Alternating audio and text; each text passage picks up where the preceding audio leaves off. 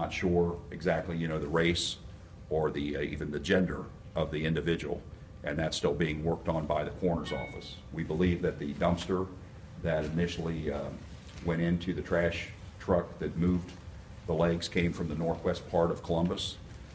We're working on now on trying to figure out exactly which dumpster that may have happened at, or if anyone saw anything that may be unusual or suspicious over this last week. We believe it was from March 21st to March 28th, a Tuesday to a Tuesday, that this would have taken place. And we're hoping that someone in the public can help with that. And if they do, then they can call our missing persons unit at area code 614-645-4624 and ask for the missing persons unit.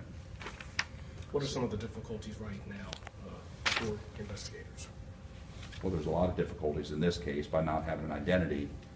We can work backwards then sometimes to find out where that person hangs out, where they may have been, and that may lead us to a perpetrator or exactly what caused this. At this point, we don't have that. So also to give the family some closure in regards to what happened. We're certainly treating this as a homicide. I don't think anyone could have sustained life, you know, after being dismembered the way that this would happen. And we're working and using our resources. And here, you know, we just have a couple of our other detectives that are present, you know, off camera. But we've spent a lot of resources and time, you know, trying to track this down, you know, from this time up the week. So we're hoping that someone in the public may have seen these shoes on an individual that they don't know where they're at right now, can't account for their whereabouts, and that they give us a call that kind of gives us a little bit of a lead so we can start from that point and work forward. Were there any other items, clothing, any other personal effects related to these parts? No. There were some pants that were on the part of the leg that was still remaining, you know, in that part, but that doesn't give us any real lead or anything like that as much as what the shoes are so distinguishable. Can you say what kind of pants? Not really. Okay. Can you describe the shoes again? The shoes are a brown shoe that's a size 10 in a female size, and it's a Just Fab, F-A-B.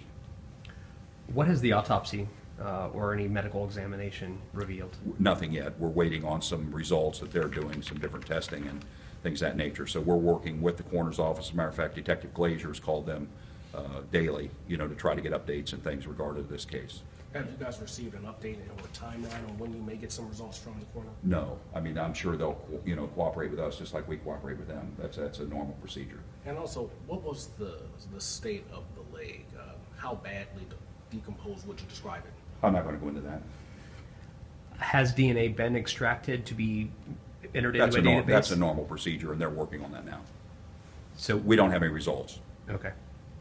And no one's came forward and, you know, with missing persons unit and all of that, no one's came forward and thought that maybe they've had someone missing. Have you guys had people reach out to you? Well, there's a possibility also that it could be someone from outside of Columbus, that the report didn't come through our agency. So we're reaching out also to look at the NCIC and other type of databases to see whether or not it matches up to anyone else. Was there any more trauma? Obviously, there's a lot of trauma where the legs are removed. Was there more trauma to the legs aside from that? Nothing distinguishable.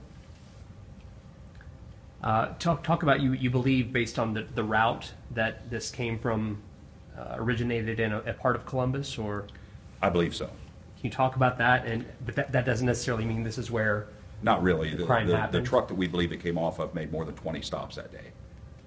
On the northwest side of town. On the northwest side of town. So the only origin point we know of is a dumpster in the northwest side of town. That's what provided the conduit to get the body parts from point A to point B where they were discovered. And just go ahead, Glenn. What do you have to work with at this point? Very little. I mean, this is a tough case. Very little. So that's why we're reaching out, looking for help.